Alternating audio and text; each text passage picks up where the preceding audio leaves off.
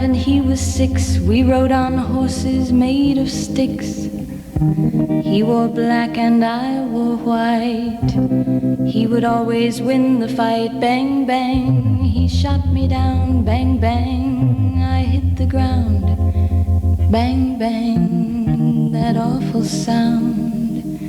Bang, bang, my baby shot me down.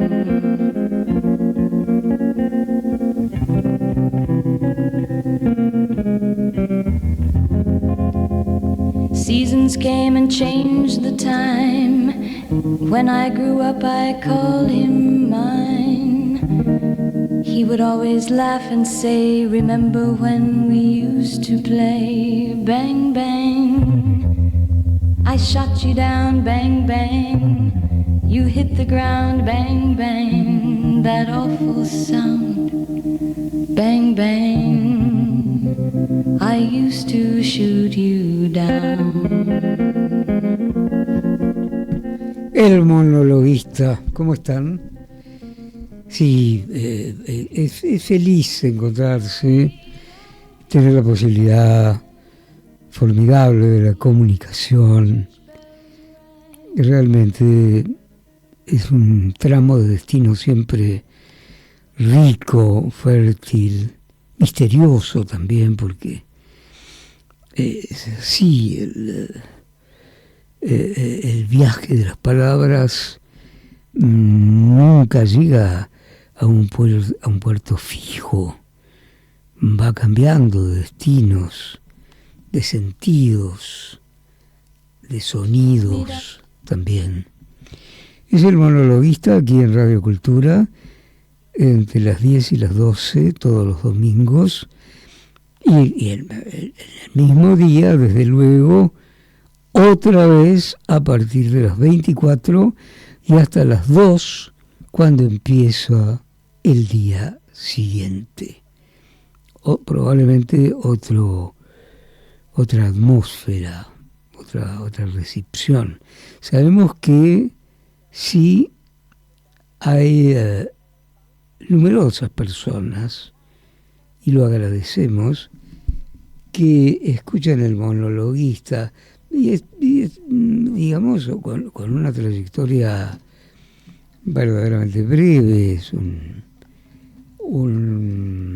una pista casi recién inaugurada, pero son 2 horas aquí, uno mismito, durante 2 horas, y que salga el toro, porque lo que va a salir es como el toro cuando abren la puerta en las corridas de toros, y sale toro desconcertado a la luz, asustado, mira, atento, quizá como en situación defensiva. Es un momento tremendo, y sale el toro, y que salga el toro. ¿Por qué? Bueno, porque se trata de un toro que encarna y simboliza el pensamiento libre. El monologuista no tiene partido, no tiene secta, no tiene gremio, no tiene una ideología de hierro, no tiene una religión organizada, que no es lo mismo que creer o no creer, es otra cosa, es más personal, pero no pertenece a ningún tipo de religión organizada con sus sacerdotes y sus jerarquías. No, camina solo el monologuista. Entonces tiene el goce de la libertad. Ese goce de la libertad es elevado, es digno. Pues les diré que horas atrás escuchaba a un periodista, y lo veía también por el pequeño teléfono, el telefonito. Ese periodista decía: ayer hablé con Javier. Sí, estuvimos hablando un buen rato con Javier. Me dijo Javier. Sentí una incomodidad enorme, no por Milei, sino por ese periodista, esa campechanía, esa confianzudez del grasa desatado tratando de ostentar una proximidad con el presidente. El presidente no es el responsable de esto, de la vergüenza que nos hace pasar ese periodista. Estuve hablando con Javier, pero qué vergüenza. Qué cuestión tan baja, tan falta de tacto. Se pueden decir muchas cosas de la proximidad de un líder, de un presidente. Hablé con Javier, me dio una vergüenza enorme. Me ha dejado todavía. Una vergüenza porque se advierte que ya hay formas periodísticas que se permiten esas cosas. No la narración, indagación, percepción de los hechos de la realidad y sus personalidades. No. Hablé con Javier. Pero ¿qué clase de tipo es este grasa? Este grasa descarado. Me pareció insoportable. Quería contarlo, quería monologarlo, ya que estamos un rato por aquí. En realidad, en un momento en que el presidente Milei ha anotado varios tantos a su favor, desde su perspectiva conservadora y liberal, a la vez, una derecha, yo diría por momentos una ultraderecha, se desarrolló en Buenos Aires, en el Hotel Hilton, una convención, una reunión de líderes, presidentes y dirigentes que encarnan factores de poder conservadores y a la vez liberales, quizás más conservadores que liberales, pero no lo diría tan taxativamente, y cerró este acontecimiento en el Hotel Hilton de Puerto Madero el mismo presidente de la República, Javier Milei, donde subrayó que se trata, dijo, del mejor gobierno de la historia argentina y de algunas otras cosas. Bueno, claro, decirlo y en un buen momento, cuando gradualmente, lentamente, pero visiblemente a la vez, baja la inflación, poquito, pero baja, y sostenidamente, y así de manera descendente, se puso en efecto tranquilizador, un poco, pues, de un ánimo un poco mejor, porque el ánimo entre nosotros, los que nos llamamos argentinos, y siempre nos estamos interrogando qué somos los argentinos, cómo somos los argentinos, qué preguntan de los argentinos. El antiguo diplomático y notable escritor Alfonso Reyes, amigo de Borges, definía así: los argentinos son unos señores que siempre están preguntando qué nos parecemos a los demás, los argentinos. Una mezcla de autocentrismo y de gran inseguridad, por cierto. No sabemos si vamos bien o vamos regular o vamos más o menos, si el mundo nos tiene en cuenta o nos ignora, y a la vez una, pues una actitud de orgullo y subestimación con respecto al vecindario de la Hispanoamérica, que se ha mostrado siempre muy claro y muy evidente. No sé qué se dicen de los argentinos en este momento, en el mundo, pero que se habla de Milei en el mundo, ninguna duda. Ha aparecido como un meteoro después de numerosas peripecias, de numerosas participaciones en foros de televisión, en paneles, con su estilo vehemente, rabioso a veces, furioso, emprendiéndolo contra aquellos que juzgan que no comprenden la realidad, los zurdos, los colectivistas, los insectificadores que no protegen al individuo. Esto ha aparecido tantas veces. El hoy presidente Javier Milei, licenciado en Economía, que después de haberlo recorrido y estudiado en su conjunto, ha optado de una manera muy altisonante y expresa por lo que denomina el anarcocapitalismo. Es una versión del liberalismo, alejado, por cierto, del conservadurismo liberal de hechos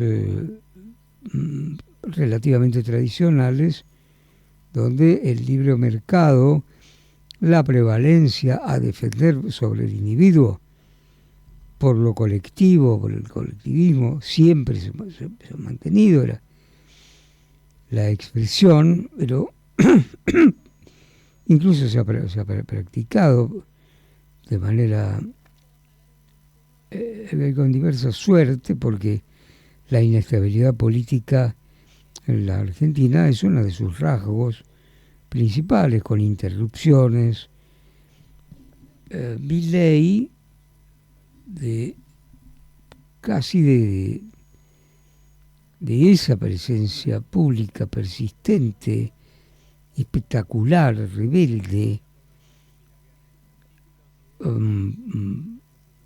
embestidor, ha conseguido difundir su figura yo diría en casi todas partes del mundo, y ha conseguido una proximidad evidente con el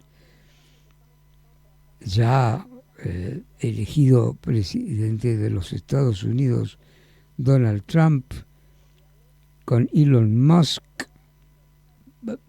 Se supone que es el hombre más rico del mundo, con un patrimonio de unos 200.000 millones de dólares. Yo no sé qué esto embellece el alma de las personas, pero que significa un gran poder. Bueno, sí, significa, claro. Por supuesto, claro que sí. Mientras el dólar se mantiene a la baja, poquito a poco, acercándose a los 1.000, como para quedarse quizá tentativamente a fijar $1.000,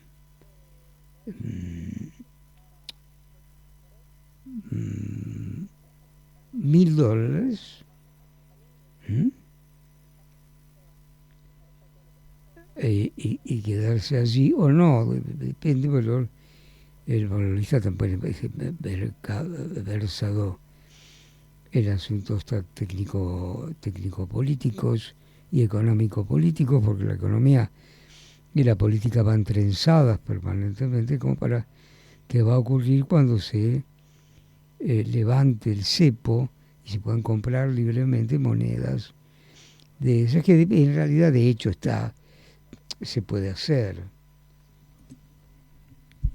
de muchas maneras.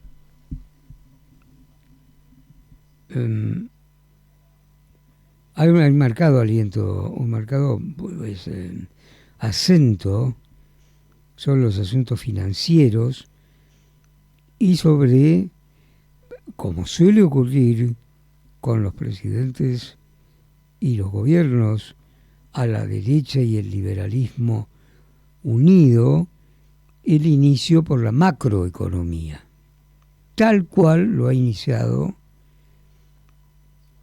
con acierto, de acuerdo a lo que había anunciado que iba a ser Milei. Una personalidad que se difundió rápidamente por lugares estratégicos del mundo y en general en el conocimiento general de quién se trata el presidente de la Argentina.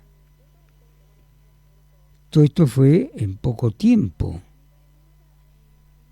y rápidamente. Es una personalidad singular, con un estilo muy singular también, que puede eventualmente estallar de ira frente a aquellos que le parecen ignorar o empujar a la historia en la dirección del colectivismo, de toda forma de socialista, de todo socialismo que haga imperar al Estado sobre la libertad de los individuos. No es mucho más que eso, como una definición, si le toman a alguien rápidamente y ser aprobado en un programa de televisión de concursos. Por ahí andaría, sin duda. Una personalidad singular, rupturista, y por el lado del anarcocapitalismo, ya casi un hecho contracultural dentro del liberalismo. La escuela de Viena, Rothbard y otros pensadores, que también liberales, por cierto, van mucho más allá. Van más allá que quién. Más allá, por ejemplo, con Karl Popper, el autor de las sociedades abiertas, del impulso a las sociedades abiertas.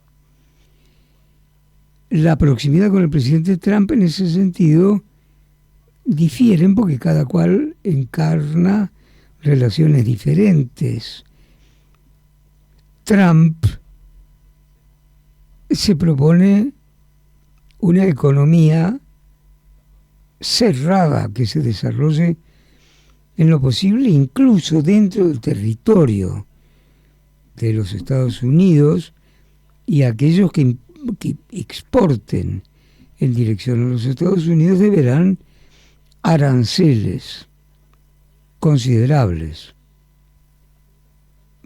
Por cierto, se supone que el gobierno Milei es casi lo contrario, es la apertura al mundo en busca de inversiones, mercados.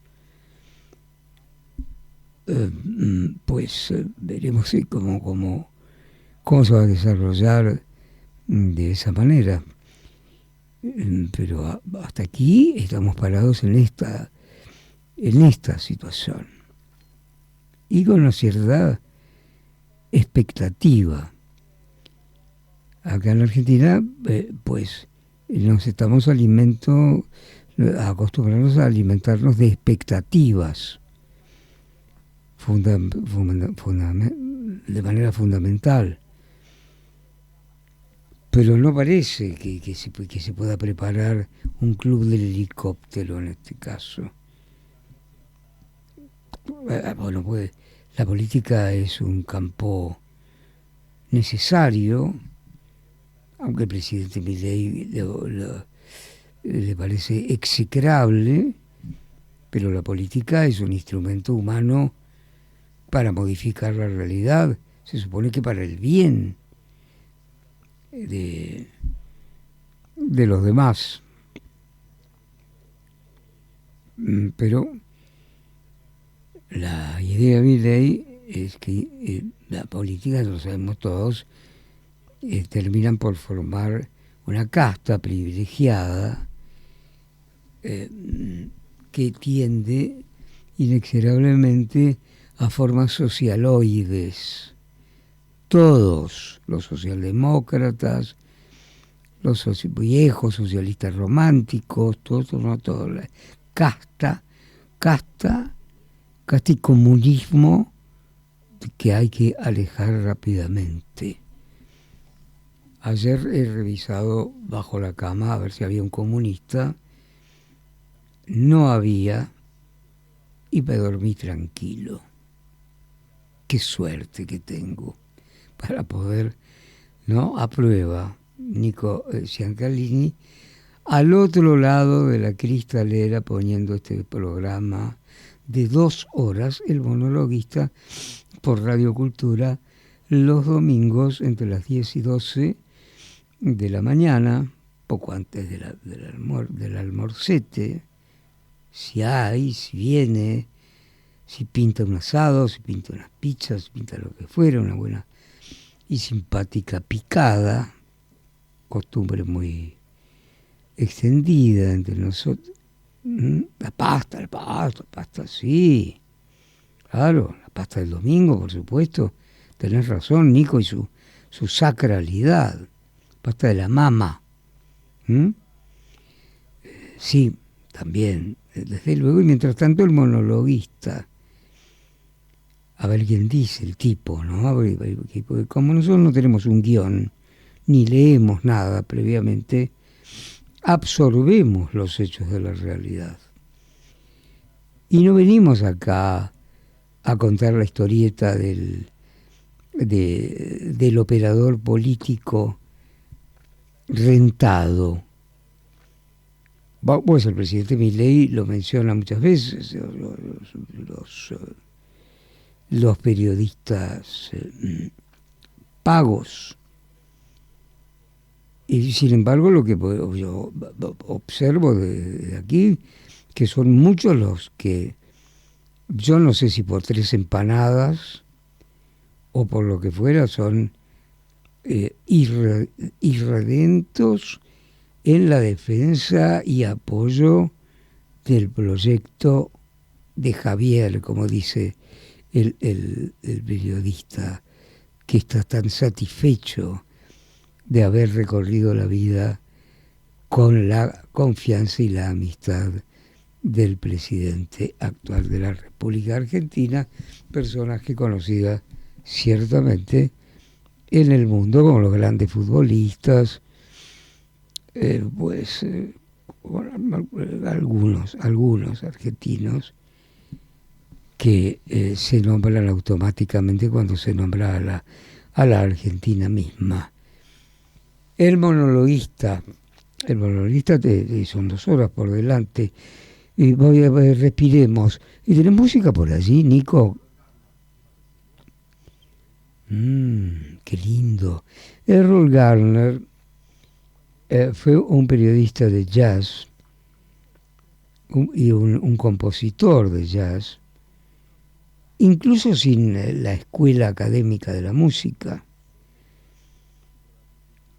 Garner, puedo recordar, cierta vez cuando regresaban en tren desde Bélgica a París, y en el mismo vagón y compartimento estaban allí Marta Argerich, la maravillosa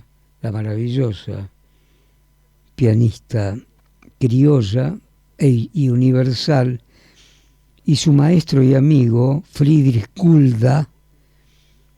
Estaba también Errol Garner, y el genial Friedrich Gulda, quien también se le animó al jazz, Yo lo recuerdo haberlo visto perfectamente en el ópera.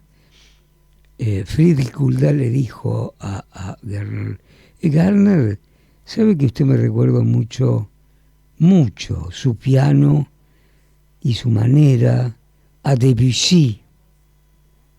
¿Sí?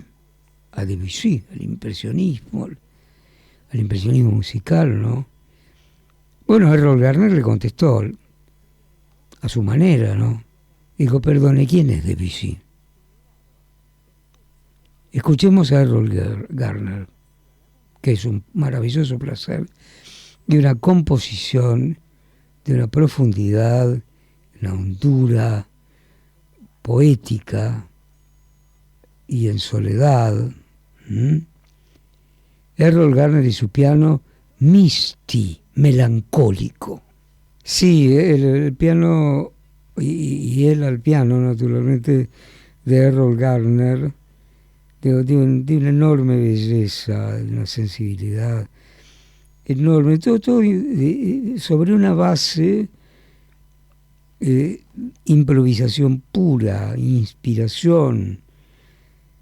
Por eso le pareció a Friedrich Gulda en ese vagón de tren que viajaba de Bruselas a París, y lo compartimos por casualidad con Garner, estaba Marta Argerich también. Mire, Garner, usted me recuerda mucho a Debussy, y Garner dijo, ¿quién es Debussy? Claro que Garner tenía la música dentro, no tenía una formación así de conservatorio, en absoluto. Y a propósito de Friedrich Gulda, un gran maestro del campo de la música clásica, también incursionó en el jazz. Yo recuerdo haberlo como monologuista, digámoslo, ahora como monologuista lo recuerdo, en una de funciones en el ópera. Yo era chico. Sí, yo también fui chico. Aunque no lo crean, sí, era chico. Fui, y al lado del ópera, evidentemente estaban haciendo una obra y se escuchaban martillazos, y el maestro Gulda, en pleno frenesí improvisador del jazz, se levantó, golpeó furioso la pared y explicó que si no hacían callar aquello, se terminaba aquel concierto. Corrieron inmediatamente a sacar a los obreros que estaban trabajando allí, y prosiguió afortunadamente el concierto. Hay cosas que deben acallarse para que otras surgen con mayor belleza. Por supuesto, supongo que el edificio, lo que fuera, se habrá concluido posteriormente, y a lo mejor se fueron a meter en el ópera a escuchar lo que Friedrich Gulda escuchó en su versión de jazz. Ciertamente Gulda fue uno de los tantos maestros mayores y con mucha influencia de la gran Marta Argerich. El año pasado fuimos hasta Ginebra, Suiza, donde se casaba una de mis hijas, Magdalena, con un señor, cantador señor, escocés. Incluso estaba en la fiesta de casamiento, fue preciosa, frente al lago.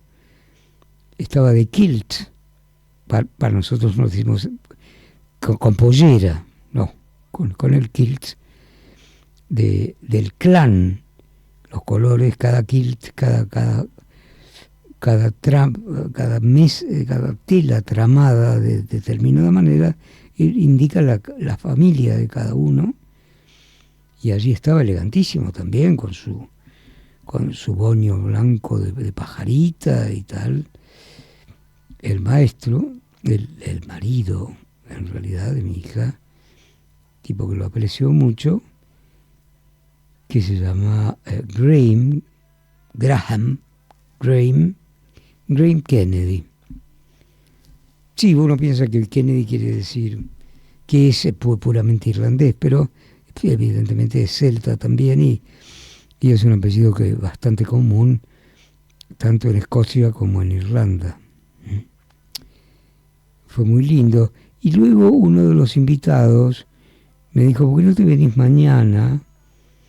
Estaba con la Santa, con mi mujer, y le digo a la Santa, nos han invitado a una espectacular tenida en Ginebra, 24 horas de música, de todo tipo de música, sin parar, en vivo y demás. Y sin anunciarse, porque le quedaba cerca, se llegó hasta allí Marta Argerich. Tocó un rato, todo el mundo encantado y estupefacto, pero no tan estupefacto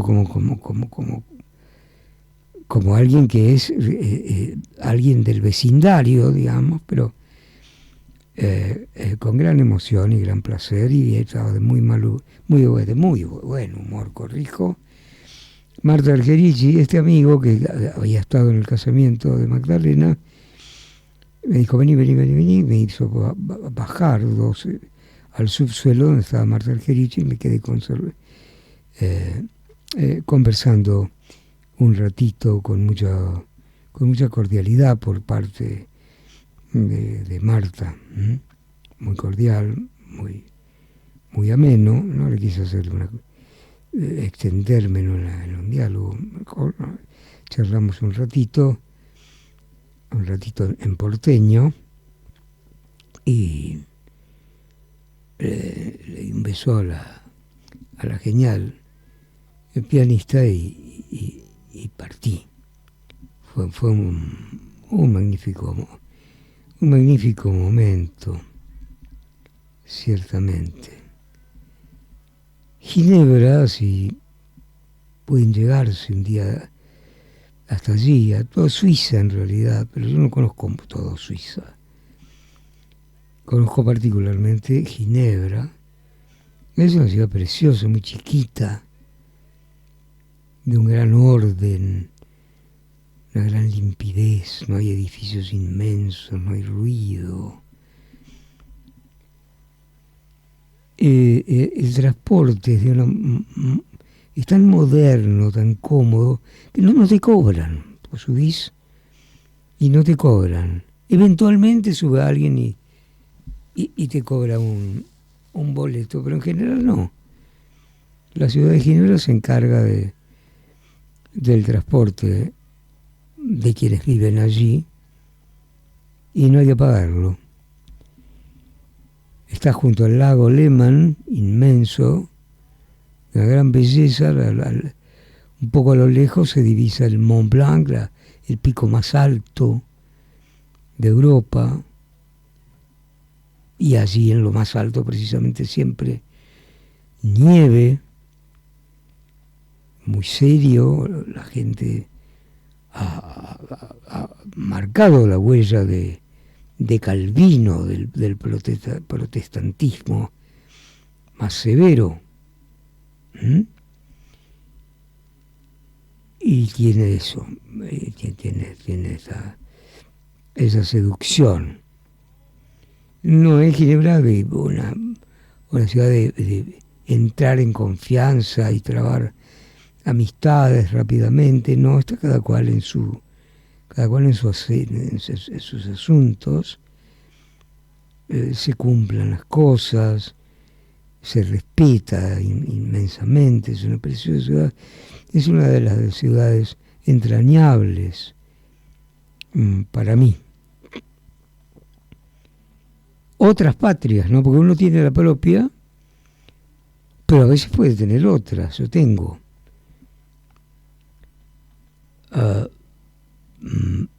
si veo, como ayer vi, imágenes del barrio gótico en Barcelona, húmeda, brillante en sus callejuelas laberínticas y centenarias, largamente centenarias, de siglos. Mientras escuchaba la canción de Serrat, Llueve, detrás de los cristales, llueve y llueve, me reafirmó que Barcelona, y particularmente el barrio gótico, es otra de mis patrias, para mí. No me avergüenza tener otras patrias. Ahora la mía es un deber. Las otras son patrias de enamoramiento. La patria de uno es difícil definirlo. Nadie es la patria, dijo Borges, pero todos lo somos. Es decir, nos damos cuenta de que tenemos una patria, pero no podemos definirlos, porque nadie es la patria, pero todos lo somos. Y efectivamente es así. Es algo encendido en el pecho que es la llamita de tu patria, que nos protege, por favor, del patrioterismo o del patriotismo xenófobo, desaforado y ultranacionalista, que me parece digno de mantenerse lejos de mí.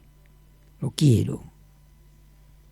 No quiero la idea nacionalista dura y tremenda. No. Aléjate de mí ese cáliz. Por favor. Nada de eso. Louis Armstrong es a la vez ciertamente un hombre, también lo vimos en Buenos Aires, estuvo 2 veces, las 2 veces fuimos, insisto, también era chico, porque también fui chico, lo puedo demostrar. Louis Armstrong,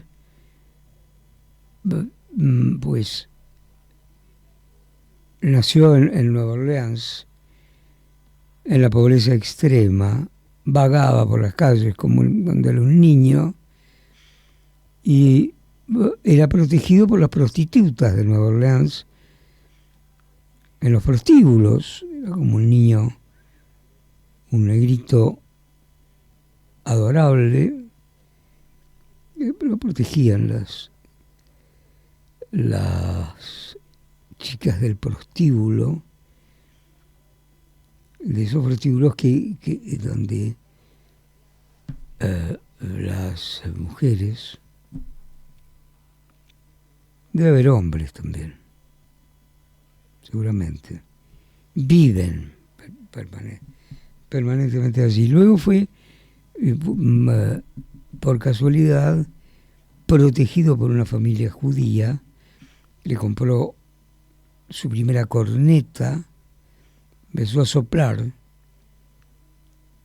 Louis Armstrong, Satchmo viene de such a mouth, qué boca, qué bocaza. No le gustaba el apodo. Tampoco le gustaba Louis Armstrong, no. Él decía no, Louis. Hay una S ahí, no Louis. Pero eran tiempos de muy fuerte racismo y para ser una superestrella, como fue Louis Armstrong, tenía que sonreír constantemente. Entonces a veces uno ve conciertos y escenas de Louis Armstrong y siempre sonríe con su enorme dentadura y demás, porque los negros tenían que sonreír un poquito. Cuando llegó Tiger Woods, el gran jugador de golf, a la Argentina, participó de un torneo y alguien le preguntó, ¿qué serio es usted, señor Woods? parece incluso antipático. Dijo, no, yo soy como todo el mundo. Lo que pasa es que ustedes piensan que los negros tenemos que sonreír permanentemente y ser simpáticos para ser aceptados. Y yo no, yo soy como todas las personas. A veces sonrío, a veces estoy serio y a veces lloro incluso. ¿Queda claro? Se fue un poquito avergonzado el cronista en ese momento. Una canción enormemente difundida por el mundo fue What a Wonderful World, qué mundo maravilloso, donde no toca prácticamente.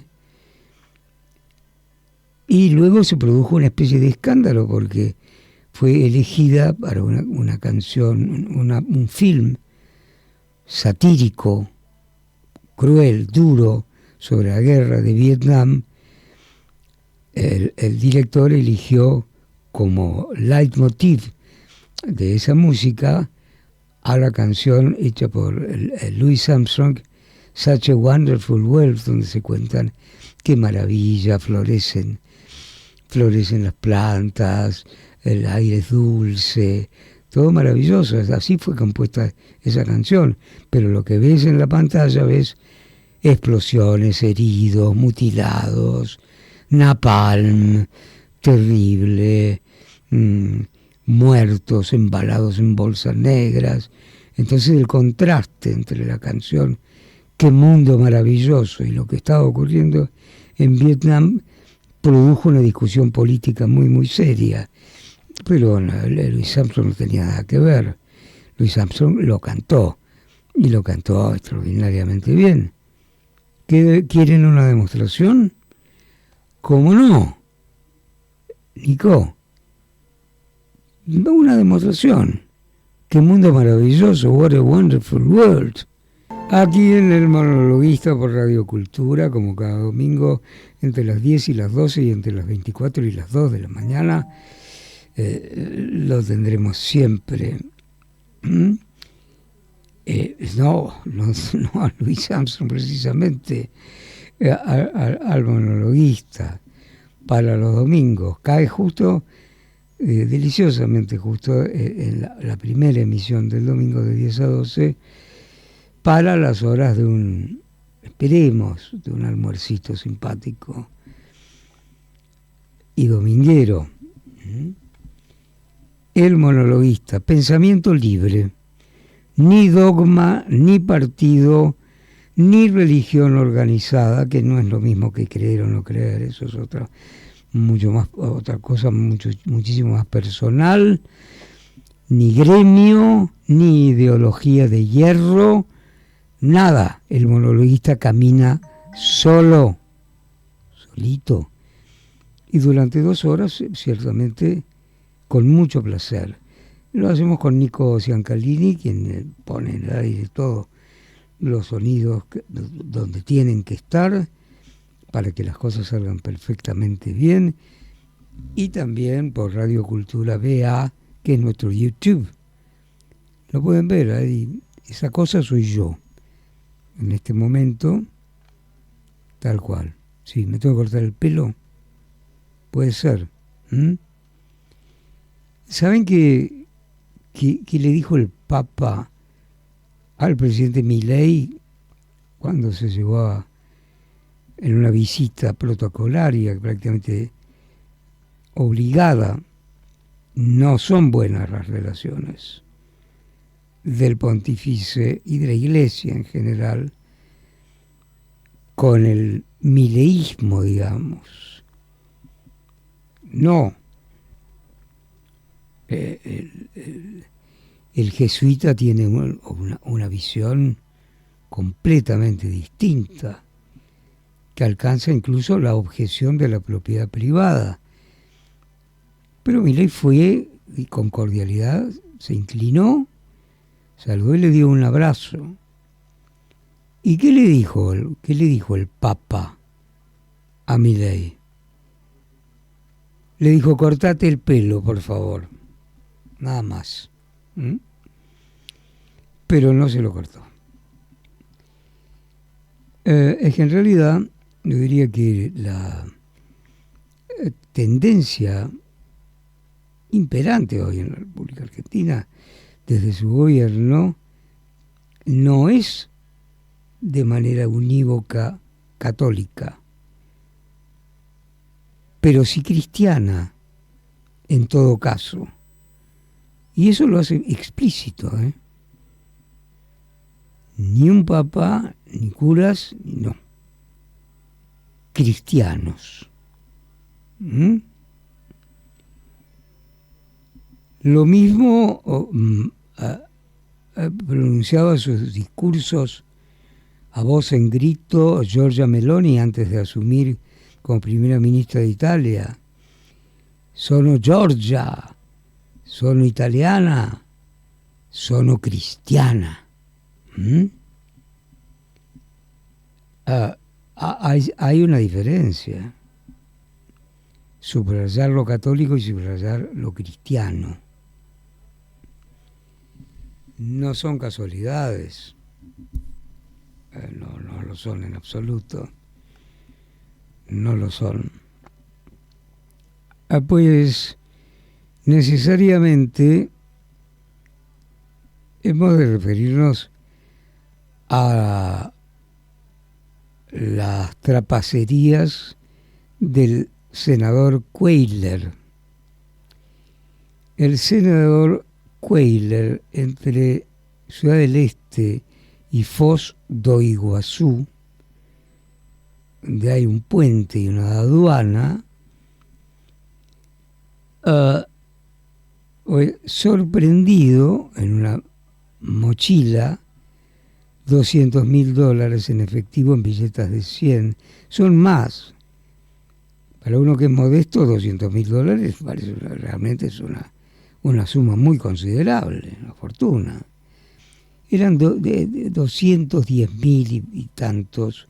No sé si alguien se habrá quedado con algún pellizco, pero fue detenido y mantenido en prisión, en una prisión domiciliaria, por su condición de senador probablemente, y aquello se armó un gran revuelo, porque ya se comprobó que había hecho varios viajes, ir y venir, ir y venir, ir y venir, el senador Cuéllar, seguramente con sumas importantes, contrabandeados por una frontera lábil, como es la frontera argentino-paraguaya. ¿Qué había allí detrás? ¿Quiénes lo han organizado? ¿Por qué estaba tan tranquilo con sus 210.000 y tantos dólares? Como seguro de que nadie le iba a revisar nada, pero sí que lo revisaron y lo detuvieron. Ya lo explicó también la ministra Bullrich, por un delito fiscal. Vamos a continuar en un ratito, porque las trapacerías del senador Cuéllar, pues hay mucho jugo para exprimir allí, y lo que habrá. Falta una hora, el monologuista está feliz, y seguimos. Hasta luego.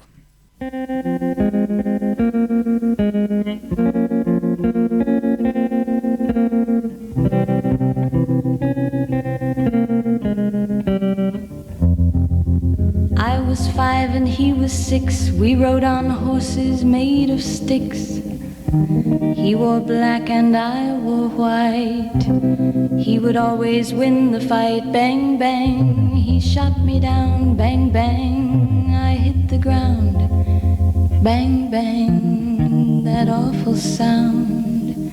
Bang, bang, my baby shot me down.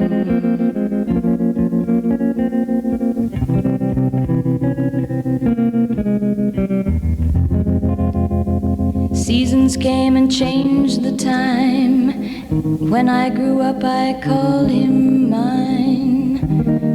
He would always laugh and say, remember when we used to play? Bang, bang, I shot you down, bang, bang, you hit the ground, bang, bang. El monologuista, segunda hora, Radio Cultura, y todos los domingos de 10 a 12 de la mañana. Sí, claro, solito que salga el toro. Y pensamiento libre, ¿eh? No tenemos un libreto, no tenemos indicaciones, no tenemos nada. Uno no puede alquilarse, ¿entiendes? Se puede vivir un poquito mejor, pero un poquito más sucio. Eso nunca ha sido recorrida de esa manera el placer y la felicidad de la comunicación, del arte de la escritura, de la crónica, de estas cosas con las que uno más o menos ha conseguido sobrevivir. Pues, claro, por estas horas se ocupó espacio enorme en los canales, en las redes, en los portales, todas partes. Se ocupó de Edgardo Cuéllar, senador argentino, detenido en un puente y a la vez aduana entre Ciudad del Este, donde se había alojado, y Foz do Iguazú, y allí podría abrir la mochila. Había 210 y pico de mil, se redondean 200. Yo no trepido en suponer que alguien manoteó un poquitito. No es lo mismo 200.000 que 210.000. 10.000 en el bolsillito. No, es reconfortante, imagino yo. Debe ser.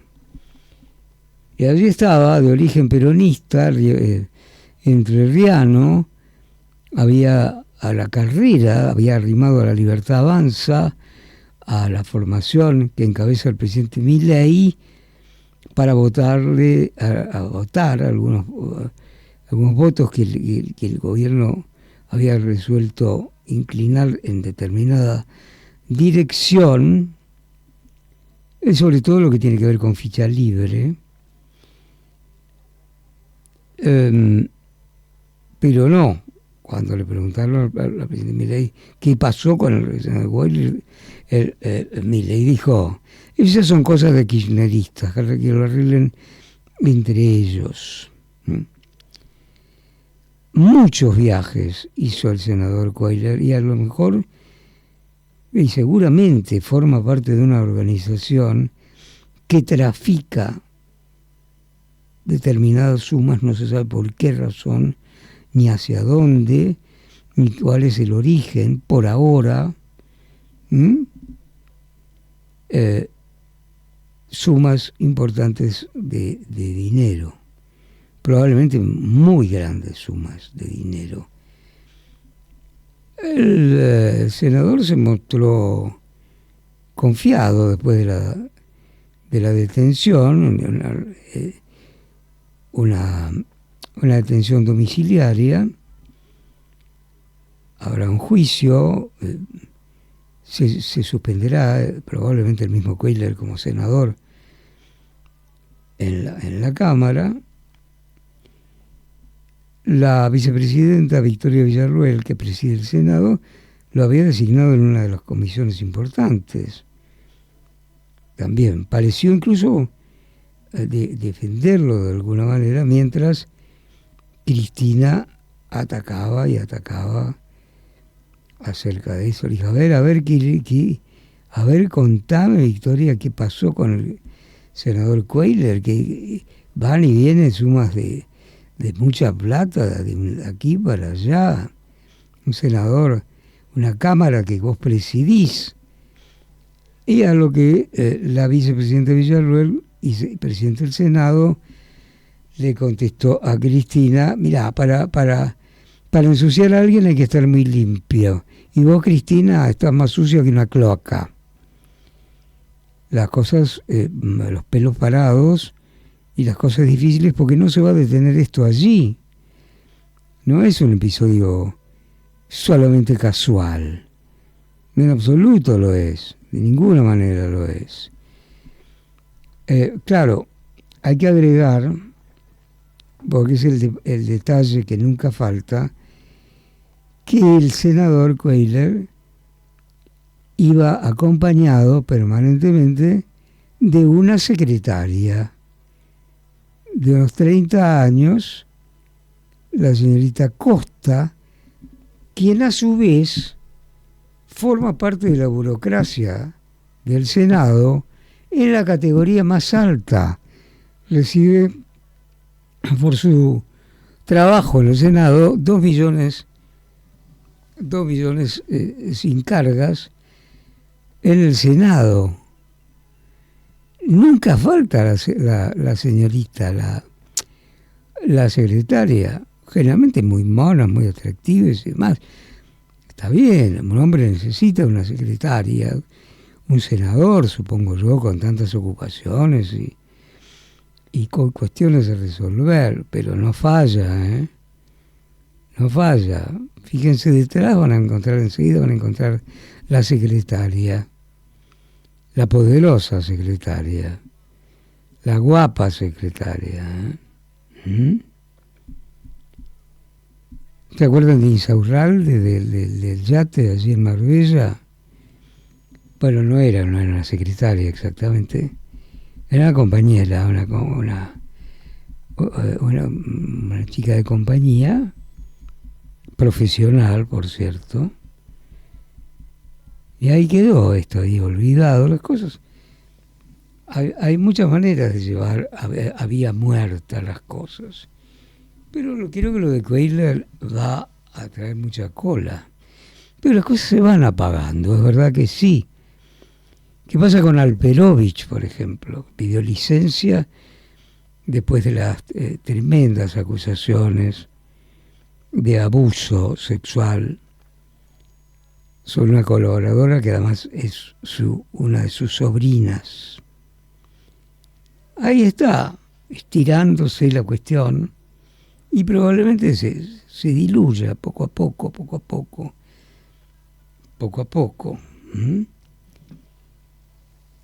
El caso de Cuéllar no creo que se vaya a diluir rápidamente, porque recién empieza. Y aquí la vemos que, aunque se recostó en el Senado por la Libertad Avanza, es un peronista, Cuéllar, desde siempre, y llegó a ser senador por una de esas designaciones que se inventan donde no falta la palabra patria, pero de origen peronista. Ese tipo le dijo algo, qué sé yo, eso son cosas de kirchneristas. Sí, pero hay cosas.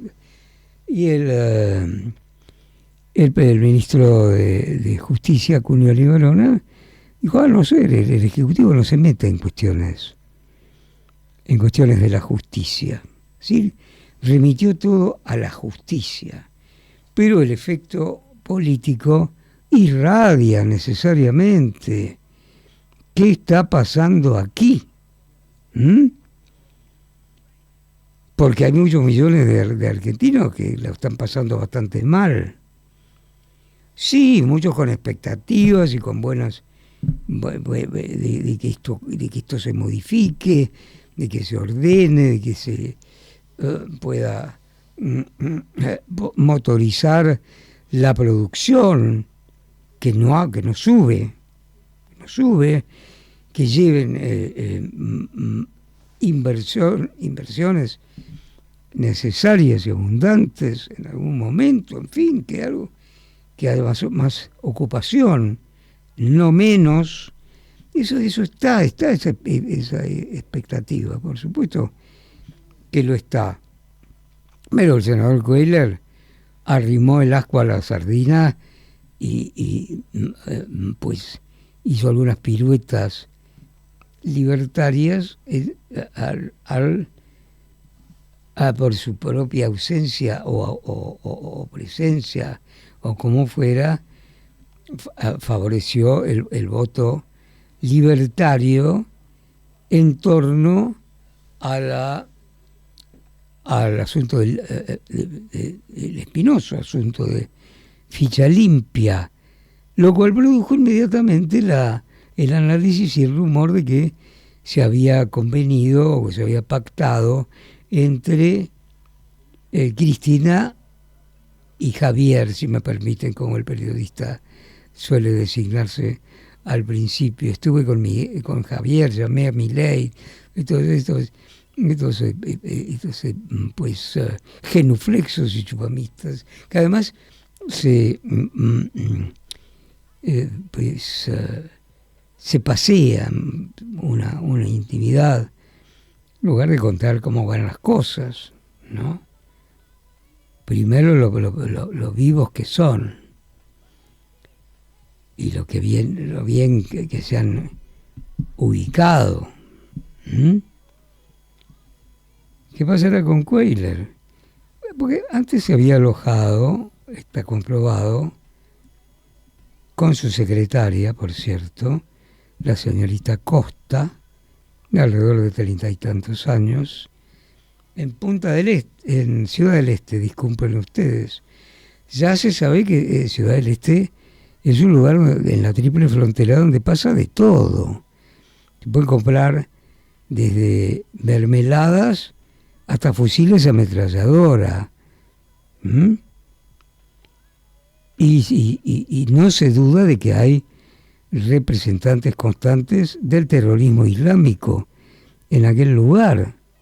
¿Qué tiene que ver, güey? No sé, no sé qué tiene que ver, ¿de dónde salieron esos dólares? Y todos esos viajes, y por qué en Ciudad del Este, y qué ocurre, no lo sabemos. No lo sabemos. El tipo se mantuvo tranquilo en las imágenes de televisión, en las redes, como que no, se mostraba contrito de que le hicieran abrir la mochila con todos esos dólares. Como si de algún modo expresara que no se metan mucho conmigo porque canto yo todo, canto a otros. Porque también es muy probable, juguemos a la imaginación, que para eso lo tenemos, que a lo mejor iba tan confiado en esa aduana próxima a Ciudad del Este y a Foz do Iguazú, que nunca le iban a revisar nada. Y sin embargo se lo abrieron, quizá para hacerle una bonita cama turca, de esos que los chistes y suelen hacerle a los amigos para que no puedan meter los pies adentro de la cama. Podía ser. ¿Quién está escondido? ¿Quién está detrás? ¿Cuál es la organización que como emergente está el senador Cuellar con su infaltable secretaria? Faltaba más. Mona la secretaria, ellos no se mueven sin secretarias. No, y la secretaria no puede ser una señora jubilada y viuda, a lo mejor muy eficiente. Tiene que lucir muy bien, por favor. Tiene que caer en los ambientes donde llega, digan, ay caramba, qué señorita tan atractiva, ¿no? No se sabe si sabe leer o escribir o qué cosa, pero cobra 2 millones del Senado, la categoría más alta, la señorita Costa, acompañante y secretaria, se presume, del senador Cuellar, pillado infraganti en la frontera paraguaya. Un delito fiscal, dijo la ministra Bullrich. ¿Cómo se irá a desenrollar esta serpentina? No lo sabemos, pero que huele mal. huele espantosamente mal. Esto huele a podrido, simplemente. Y es una muestra pequeña. Uno dice, bueno, pero no puede ser un hecho aislado, alguien que pasó de casualidad. ¿Recuerdan de Antonini Wilson durante el kirchnerato? Yo venía desde el chavismo constantemente con muchos dólares, 800.000, porque la funcionaria honrada, y que tuvo que sufrir mucho después por eso, le dijo, a ver, abra la valija. Nunca esperaba que había dentro $800.000. $800.000 probablemente de una sucesión de valijas para ingresar desde Caracas al gobierno kirchnerista de entonces. ¿Quién es Cuéllar? ¿Qué representa? ¿Por qué tenía esa razón? ¿Por qué tenía esa secretaria? Bueno, ya sabemos por qué. Porque imagínate, sin una secretaria espectacular, un honesto, honrado senador de la nación no puede ir a ninguna parte. Me parece completamente razonable. ¿No les parece? A mí sí. porque ya es una figura consagrada. Donde te pillo, seguro que en algún lugar está la secretaria. Y la secretaria no es una señora mayor, lleno de responsabilidades y de tareas para cumplir con sus deberes como secretaria. No, es una chica, bueno, llamativa, tal como se esperaba. Y se espera en estos casos porque son figuras repetidas, a repetición. Estamos en el monologuista, oigan ustedes, ¿eh? Sí, por supuesto, los domingos de 10 a 12 por Radio Cultura, con pensamiento libre. Ni dogma ni partida, ni secta, ni religión organizada, que no es lo mismo que creer o no creer, ¿eh? Nada. No. Monologuista camina solo, por eso puede atreverse a internarse en la realidad sin que lo llaman ensobrado o ser un chupamedias de estos repugnantes que no hacen otra cosa que los zapatos del presidente. Dan vergüenza, realmente no tienen ninguna vergüenza, no tienen. ¿Qué les importa? Probablemente ya lo han perdido hace mucho tiempo. ¿Vergüenza? ¿Qué es la vergüenza? No me acuerdo. Respiremos con un poco de música, Nico. Digo yo. Qué placer en el monologuista, la gran Sarah Vaughan. Sarah Vaughan toma el tren A, uno de sus clásicos, pequeño, breve, pero que pues desgrana, la gran cantante norteamericana, sus cualidades prodigiosas, subiendo y bajando y cambiando sus registros permanentemente. Una de las grandes, efectivamente, una de las maravillas entre las mujeres del jazz, fundamentalmente, pero en realidad de características universales. ¿Cómo se encontrará, me pregunto, pobrecillo, el senador Cuéllar, no? Justo van y lo pescan con sus 210.000 y largamente han redondeado en $200.000 en la frontera aquí distante a Ciudad del Este, donde pasa todo lo que puede haber, incluido el terrorismo islámico, armas donde se pueden comprar, pues todo puede ocurrir. Es una especie de de, de la Internet negra, donde se pueden encontrar los horrores del universo, y existe. Nunca me animé a encontrar el espanto ofrecido. Eso pasa más o menos cosas de ese orden, no lo ignoro, ni me parece remoto. En Punta del Este, cerca de Punta del Este y Foz de Iguazú, en esa aduana fue que le dijeron al senador argentino Cuéllar, Edgardo Cuéllar, de la barra entrerriana, de origen peronista, pero con gran oportunismo en el intento de recostarse sobre la libertad avanza a la hora de votar determinadas cuestiones en el Senado, sin que Milei haya respondido otra cosa, que son cosas de kirchneristas, o que se arreglen entre ellos, y el ministro de Justicia, Cunio Levorona, dijo, no, nosotros no, el Ejecutivo no se mete en asuntos de justicia. Y la ministra Bullrich, el ministro de Seguridad, dijo, esto es un delito fiscal, etcétera. Pues, pobre amorcito del senador Cuéllar, ¿no? Que está ahí con sus preocupaciones, él que sueña con un país mejor, ¿no? Porque supongo que habrá iniciado su carrera política por eso, por sus nobles ideales.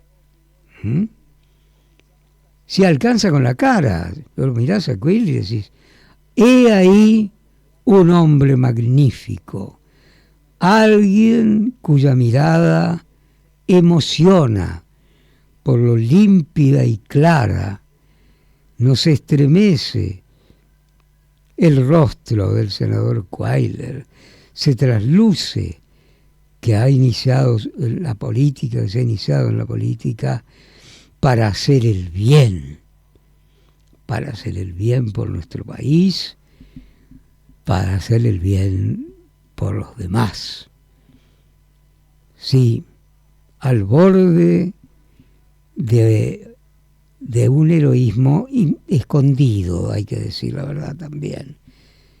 Digo, es lo que impresiona, prima facie, que así se dice en latín, ¿eh? Che, nos fuimos al Colegio Nacional de Buenos Aires al ñudo. No se dice a prima facie, como digo, las barbaridades que dicen los políticos, que mejor que no se asomen al latín porque no tienen ni idea. Y los curas tampoco, dicen cosas disparates creyendo que están hablando en latín. Esto no es verdad, no es cierto, es grotesco. Pero prima facie, al ver el rostro noble del senador Cuéllar, uno se conmueve. Dice, está el gran hombre. Seguro que le dan una mala jugada allí en la frontera con el Paraguay. Pues ya me van a decir seguramente, pero es larguísima la frontera entre el Paraguay y la República Argentina. Esto es un colador, esto pasa por todos lados todo el tiempo. Coches robados, algunos después de algún crimen incluso, que van directamente al Paraguay, ya están vendidos. Es muy simple, hay que encontrar una magnífica camioneta, ese es el manual recomendable, encontrar a un hombre o a una mujer al volante de una magnífica camioneta de lujo, matarlo y ya la venta asegurada en el Paraguay. ¿Qué tiene de malo? Sí. Que había que matarlo. Bueno, pero si vamos a fijarnos en todos los detalles, me parece que no vamos a ningún lado. Y ahora, bueno, quedó entrampado el senador Cuellar, hombre seguramente de gran corazón, de gran educación, de gran cultura. A propósito de esto, quería hacer mención de algo singular. Con la llegada y la afirmación de Milei, ha ido mucha gente a despertar del hecho y la convicción de que solo la izquierda tiene intelectuales.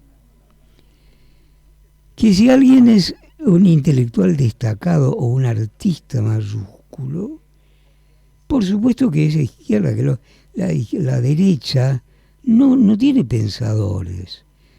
No digo que no me planteo nada entre izquierda y derecha, pero ¿saben algo? Y es mejor saber que ser un idiota adocenado en su sillón masticando conclusiones estúpidas. Por supuesto que la derecha tiene pensadores, pero naturalmente.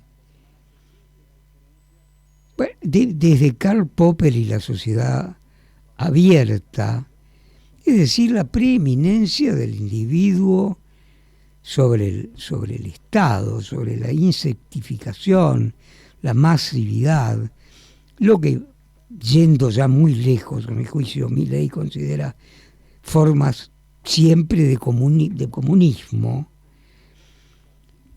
o zurdos, repulsivos. Claro que hay intelectuales de derecha, y los hay también. Agustín Laje, por ejemplo, a lo mejor a uno no le gusta lo que dice, propone y explica, pero es un intelectual de derecha. Eso es un hombre culto. No había intelectuales, no existen los intelectuales de derecha. Claro que hay. Están los intelectuales de derecha en la Argentina, nacionalistas, nacionalcatólicos, que iniciaron el revisionismo histórico, pero eso es casi todo lo contrario del pensamiento de Milei. Es la figura totémica de don Juan Manuel de Rosas y el caudillismo, aunque luego fueron muchos de ellos, muchos revisionistas fueron ligeramente girando hacia aproximaciones de izquierdas y a mezclar el nacionalismo con el marxismo y todo como lo hizo. Lo recuerdo muy bien porque era un tipo muy simpático y hemos almorzado 2 veces o 3 con Antonio Carrizo en el Rodi de la calle Ayacucho y Vicente López, con Jorge Abelardo Ramos, revolución y contrarrevolución en la Argentina. Intentó mezclar el trotskismo con el peronismo y una línea de San Martín, Rosas, Perón, un revolutus, pero un éxito enorme. Todos lo leímos en su momento. Y nos sentimos, en algún caso, entusiasmados. ¿Podían combinarse entonces estas cuestiones? No, bueno, eso es otra... es harina, ya se sabe cuál es el refrán. Fue una propuesta muy sonora. Y claro, el reconocimiento del peronismo estaba dentro de Revolución y Contrarrevolución en la Argentina de Jorge Abelardo Ramos y su mezcla de trotskismo con nacionalismo. Y la línea San Martín, Rosas, Perón. Tanto que durante el gobierno del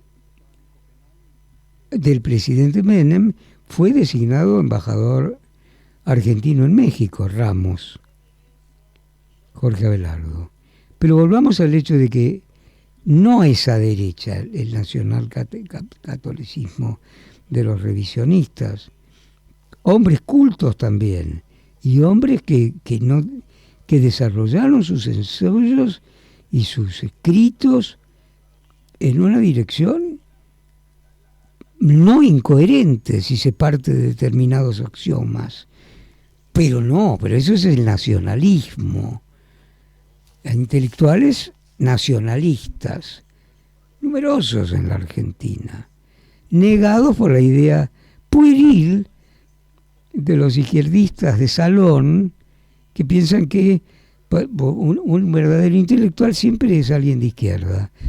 Por supuesto que entre los intelectuales de izquierda hay magníficos escritores, grandes narradores, grandes poetas y ensayistas, por supuesto, pero que la derecha tiene intelectuales, pero claro que los hay. Y no me estoy refiriendo a fascistas, o a escritores como Drieu-La Rochelle o Luis Ferdinand Céline, estos nazis que abrazaron el nazismo y el antisemitismo de manera repugnante y dieron la espalda a la Francia invadida. No al fascismo, ni mucho menos al nacionalsocialismo, a los nazis. Porque finalmente, apurando las cosas y acudiendo a la poca lucidez que pudiera encontrarse entre los parietales, el nazismo es un socialismo.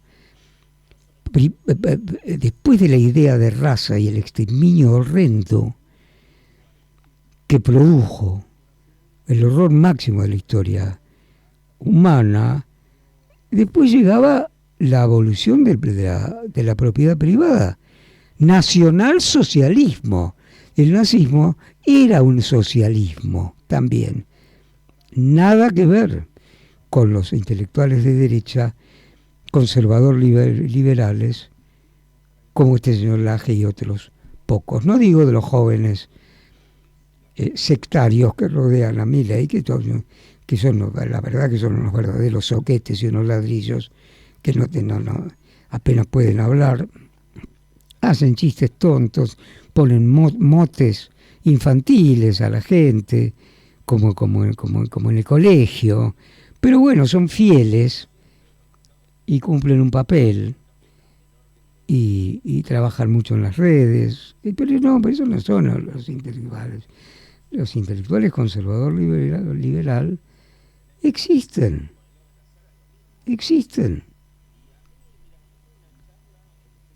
Aquellos que niegan la educación de género y las formaciones LGTB, por cierto, entre tantas otras cosas, la defensa de la propiedad privada,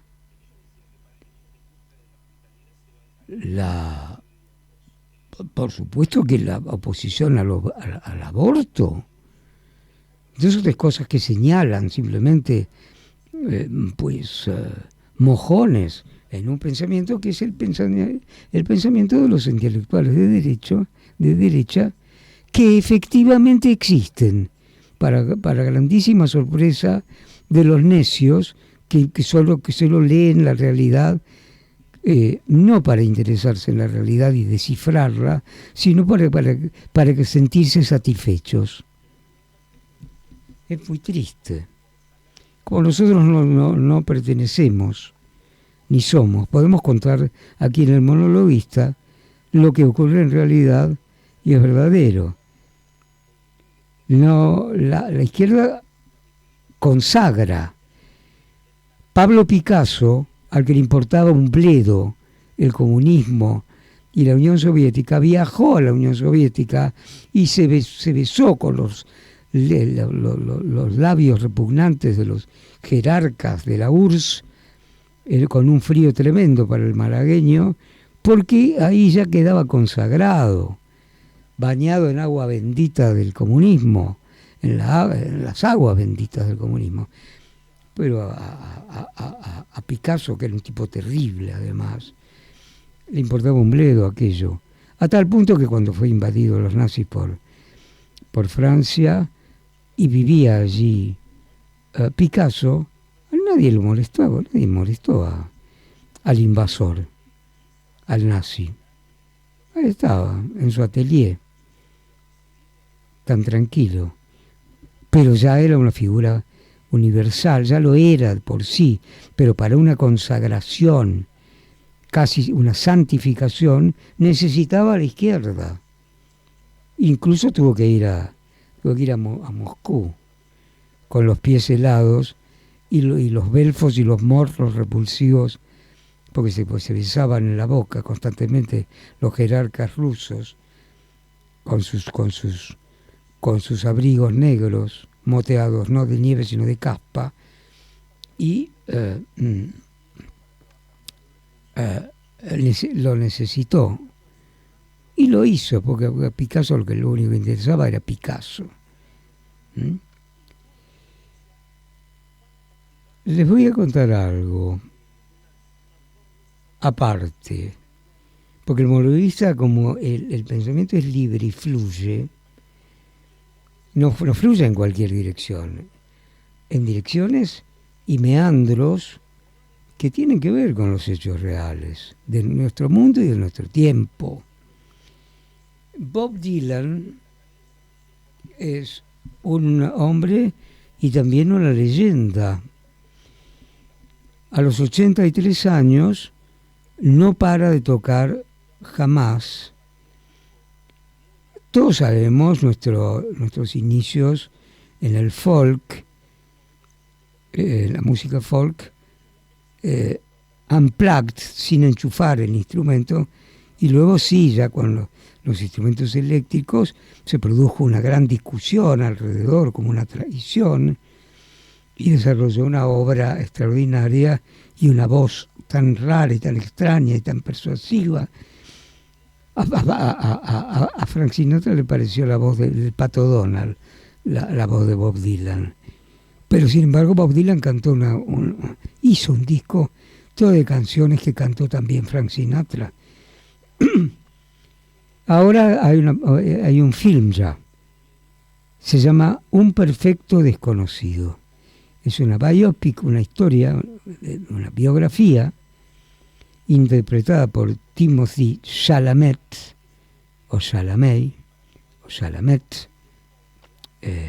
un muy buen actor, por cierto.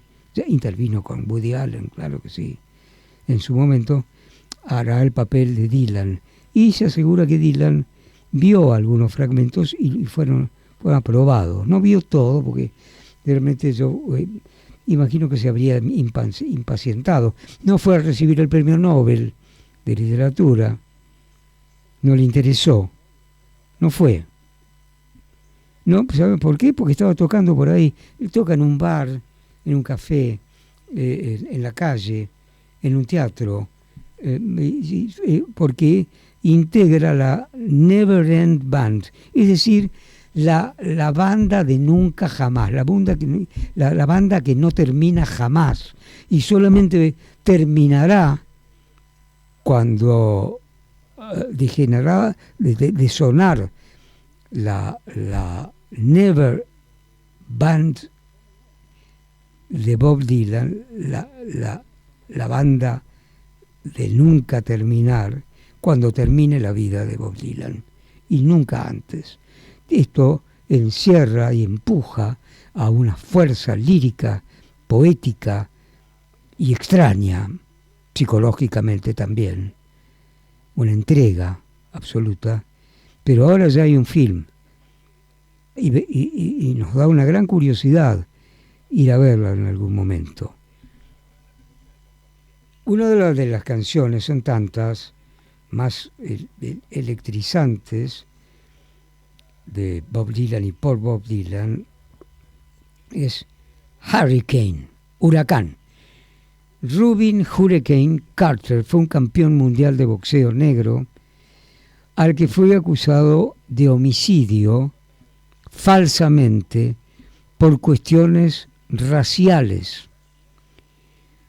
A su defensa acudió Bob Dylan y muchas otras personas también, pero estaba ya prácticamente condenado.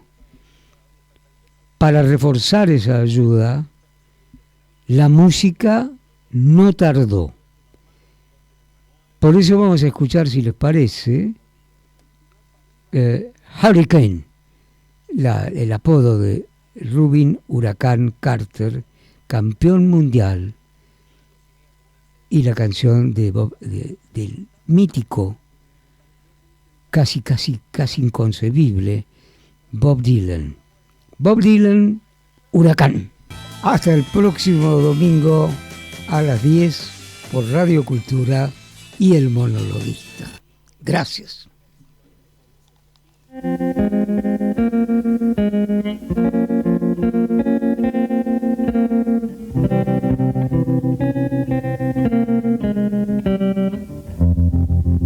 I was 5 and he was 6. We rode on horses made of sticks. He wore black and I wore white. He would always win the fight. Bang, bang, he shot me down. Bang, bang, I hit the ground. Bang, bang, that awful sound. Bang, bang, my baby shot me down.